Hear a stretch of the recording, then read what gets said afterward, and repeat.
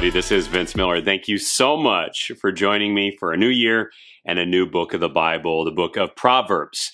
So many of us probably know this, but most, if not all, of the Proverbs were written by a man named Solomon. Now, Solomon was King David's son, and he came to the throne at a very, very young age. But as he did, he asked God for just one thing: wisdom.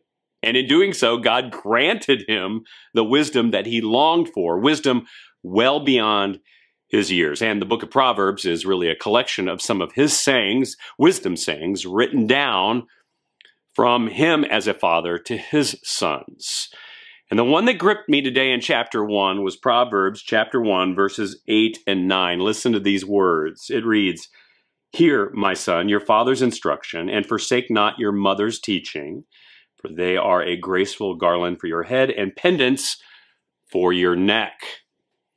So I was drawn to these words because they assume something, don't they? They assume instruction and teaching.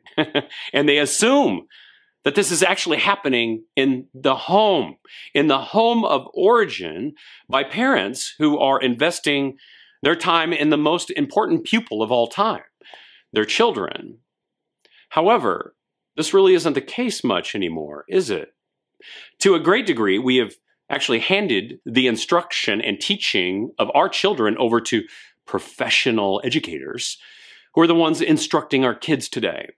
And this has been going on for decades. And just now, we are seeing the consequences of this mistake. Our kids are getting educated by social media, by YouTube, by coaches and teachers who are with them more than any of us, any parent. And no longer do our kids learn about sex or how to drive or even history from parents. They learn about all these things apart from parents, away from home, and most concerning, without any biblical perspective. Zero.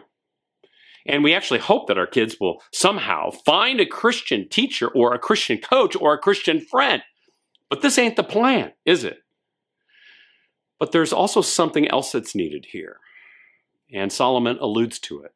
It's a son who will listen and not reject the teaching of a parent. Both are at play here. Parents that actually intentionally teach, and sons that intentionally listen. And brother, this is hard work, ain't it? This is the hardest work of all time. And you know how I know? Well, I've been both. I have been the belligerent son that didn't listen, and I've been the lazy father that didn't teach. And I bet you have too. But the only way to heal the gap between these two is to never stop listening and never stop teaching. That's it. So, if you're a father, I want you to teach your children, or maybe your grandchildren, or maybe your great-grandchildren something today. Don't overcomplicate it. It's not complicated. It's actually simple. Just text them your favorite Bible verse and explain to them why. And then if you're a son, I want you to do this. I want you to listen more carefully to your parents.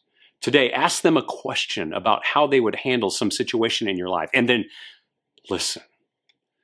Remember, it's never too late to teach, and it's never too late to listen. Let's redeem the wisdom of Solomon here and bring education and leadership and willingness and honor and God back to our homes. Love you guys. Happy New Year. We'll see you right back here again tomorrow.